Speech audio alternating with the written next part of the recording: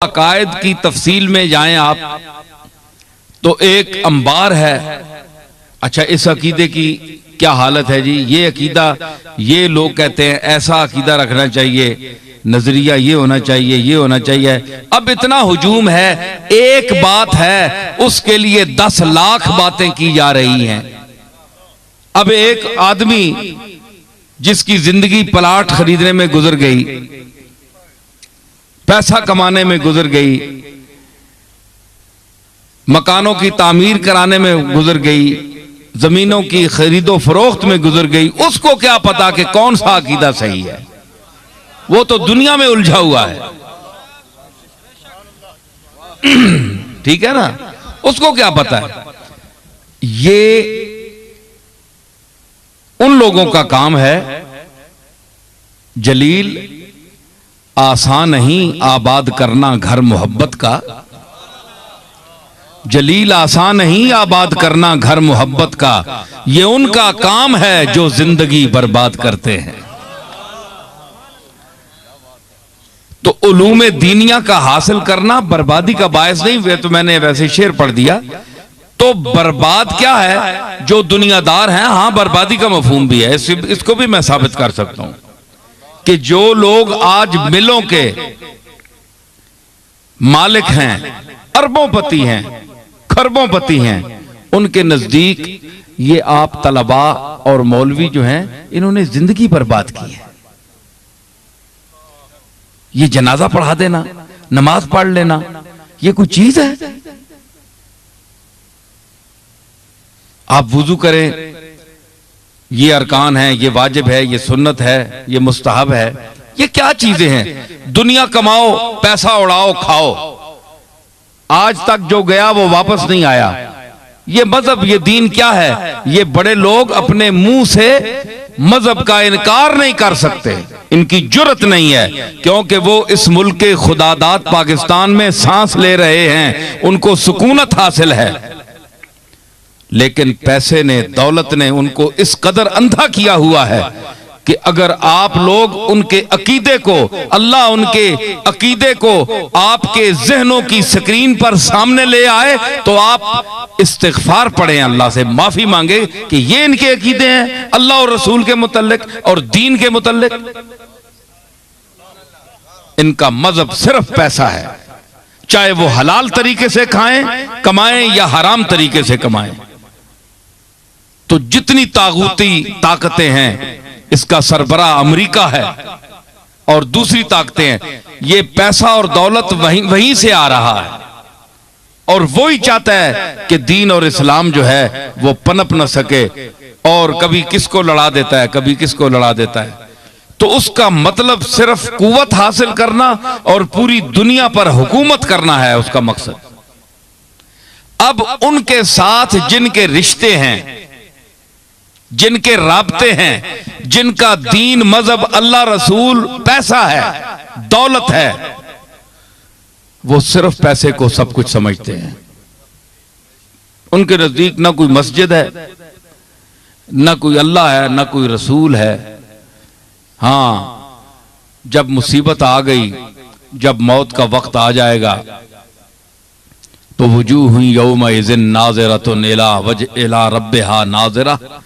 तो अल्लाह ने फरमाया कि वो लोग, कुछ चेहरे होंगे जो खिले हुए तरोताज़ा होंगे और अपने रब की तरफ देख रहे होंगे कि हम किसकी तरफ जा रहे हैं, हमारे सामने किसका जलवा है, किसकी तजल्लियात हैं।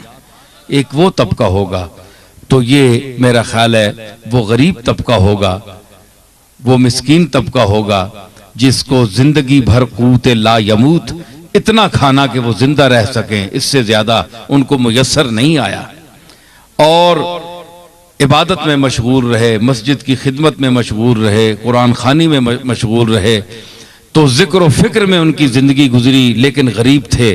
तो फरमाया वजूह यौमइज़िन नाज़िरतुन इला रब्बिहा नाज़िरा। तो वो तरोताज़ा होंगे, खिले हुए होंगे, है जी। और बकौले अल्लामा इकबाल के निशाने मर्द मोमिन बातो गोयम, मुसलमान और मर्द मोमिन की मैं तुझे निशानी बताऊं कि मर्द मोमिन कौन आता है? जो मर गायत तबस्सुम बर लबे उस्त, जब मौत आती है तो अमवाजे तबस्सुम उसके साहिले लब पर खेलती हैं, मुस्कुरा कर जान देता है। हशाशी बशाशी के आलम में मरता है, अपने जान आफरी के सुपुर्द अपनी जान करता है कि ये तेरी दी हुई चीज थी, तुझे वापस लौटा रहा हूं। इन्ना लिल्लाहि व इन्ना इलैहि राजिऊन, हम अल्लाह के हैं और हमने एक दिन अल्लाह की तरफ लौट कर जाना है।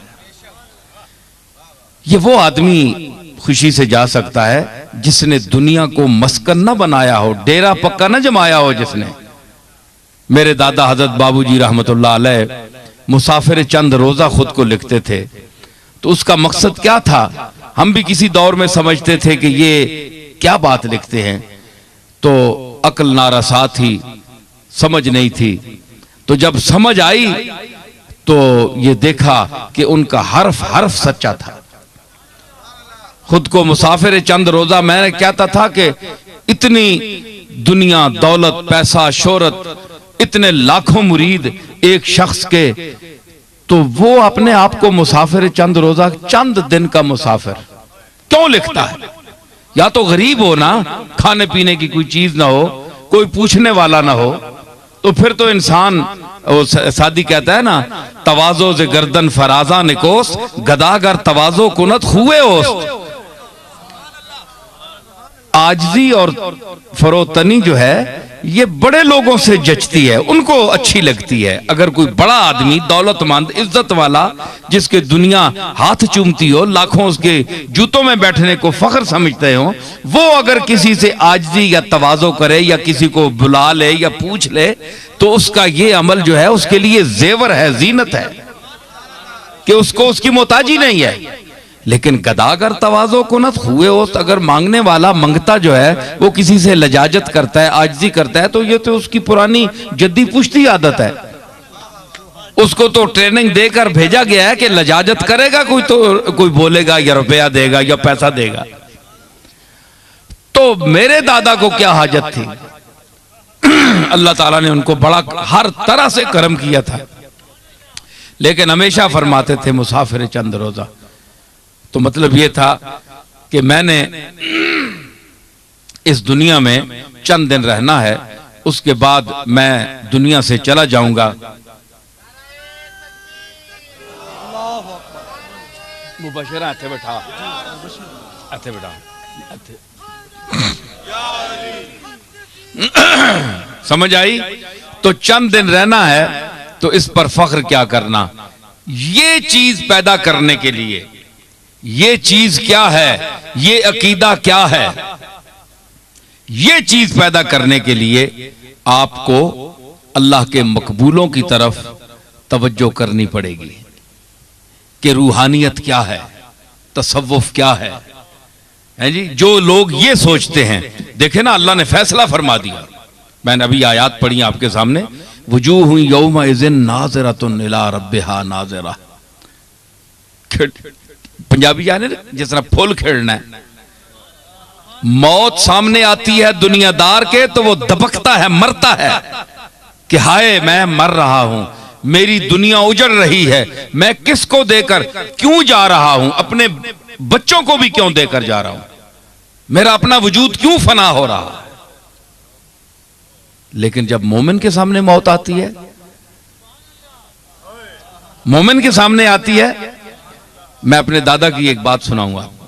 पीर मेर अली शाह साहब ने, उनके मलफूजात में भी है, फरमाते थे किसी ने कहा जनाब के फलां बहुत बीमार है तो करीबुल मौत है, तो फरमाया कि मौत तो खुश नसीबों को आती है जी, खुश नसीबों को आती है।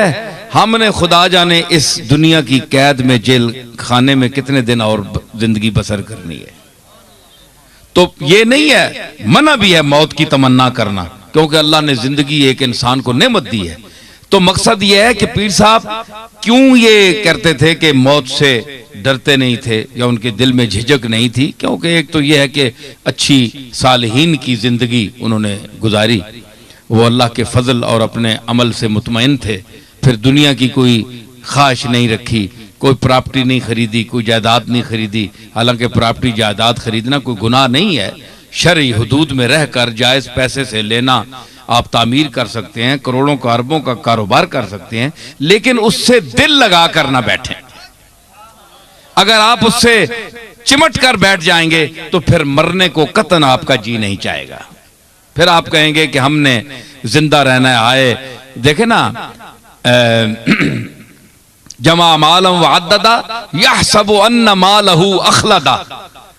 एक तो पैसे जमा करता है फिर गिनता है, इंसान जो है पैसे जमा करता है फिर गिनता है, यहसबु अन्न मालहू अखलदा, और ये गुमान करता है, पागल आदमी है ना, तो ये गुमान करता है कि इसका माल इसको जिंदा रखेगा, बड़ा खुलूद देगा, हमेशा की जिंदगी इसको देगा, ये मरेगा नहीं। माल मुझे मरने नहीं देता, पैसे की गर्मी मुझे मरने नहीं देगी, वो ये सोचता है, कुरान कहता है। हालांकि ये ऐसी बात नहीं है, फरमाया ये बात नहीं है। तुम डर जाओगे तो मैं ऐसे चेहरे तुम्हारे सामने पेश करूंगा कि वजूह यौमइज़िन नाज़िरतुन इला रब्बिहा नाज़िरा व वजूह यौमइज़िन बासिरतुन तज़ुन्नु अन युफ़अला बिहा फ़ाक़िरा। और कुछ चेहरे ऐसे होंगे जो मुरझाए हुए होंगे उस दिन, मुरझाए, क़यामत का दिन भी है, मौत का मंजर भी है, मुरझाए हुए होंगे। और बासिरतुन तज़ुन्नु अन युफ़अला बिहा फ़ाक़िरा, और वो ये ख्याल करेंगे कि आज हमसे बहुत बुरा सलूक होगा, कमर शिकन सलूक होगा।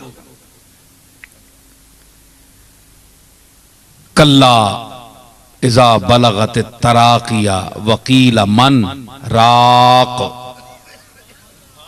देखें कुरान मौत का मंजर पेश कर रहा है। कल्ला, खबरदार हो इंसान, इज़ा बलगत तराकिया, जब तेरी सांस मौत की तरफ सफर करने के लिए तेरी इस हंसली तक पहुंच जाएगी। ये तराकी, छाती नहीं है, हड्डियां, तराकी, बलगत तराकिया। मरने के वक्त याद रखिए, हमेशा हमेशा जो मौत शुरू होती है वो पांव से शुरू होती है। मौत तारी जो होती है, पैर ठंडे होने शुरू होते हैं और यहां से जिस्म जो है वो मौत की तरफ मुतवज्जे होता है और मरना यहां से शुरू होता है। कल्ला इज़ा बलगत तराकिया वकीला, बंदा जो है वो मरना, उसकी सांस उखड़कर यहां तक पहुंच गई। अब लोगों में शोर पड़ गया, मन राख, दम फूक करने वाला को ले आओ यार, बंदे यहां के हो गए। रुकिया, रुकिया मैंने दम फूक करने वाला है जी, कोई तवीज देने वाला, कोई दम फूक करने वाला। रुकिया, अनल मसमूम मा इंदी बेतरी याकिम वला राकी अदर काफसम व नाविल हा अला या अय्युहा साकी। तो ये रुकिया का माना है, ये शेर में ये है यजीद का शेर, बहरहाल मैंने इसको इस्तेमाल के लिए पढ़ दिया। तो ये भाई उसको बुला लो, मन राख, कौन है जो दम फूक डाले? भाई किसी पीर फकीर को ले आओ, किसी हकीम को ले आओ, किसी आमिल को ले आओ। कुरान बयान कर रहा है, राख कौन है? कोई है? वल तफ़्फ़त साक़ बिस्साक़, और उसकी पिंडलियां पिंडलियों से जुड़ गई। मरने वाला जो है, वज़न्ना अन्नहुल फ़िराक़, और जो जिस पर यह हालत तारी है वो भी समझ गया कि ये जुदाई का वक्त है, अब मुझे कोई नहीं बचा सकता है जी, ना कोई हकीम बचा सकता है और ना कोई झाड़ फूंक करने वाला कोई बचा सकता है। वज़न्ना अन्नहुल फ़िराक़ वल तफ़्फ़त साक़ बिस्साक़, और पिंडली से पिंडली मिल गई। इला रब्बिका यौमइज़िनिल मसाक़, उस दिन ए कमली वाले तेरे रब की तरफ उस बंदे ने आना ही आना है, उसको कोई रोक नहीं सकता। ठीक है ना?